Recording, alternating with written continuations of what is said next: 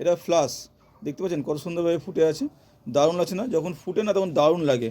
এবং এই ফুলের কালারটা দেখুন এত সুন্দরভাবে, একটা ফুল দেখুন এরকম দেখুন, দেখতে পাচ্ছেন এইভাবে সাদা হয়েছে, কোনো ফুলটা এই এরকম কালার হয়েছে, আবার কোনো ফুলটা দেখুন এই যে এরকম কালার কিন্তু এসছে, দেখতে পাচ্ছেন এই যে এই কালার দেখতে পাচ্ছেন এরকম কালার এসছে। তো ফুলটা খুবই সুন্দর হয় ফ্লাসে।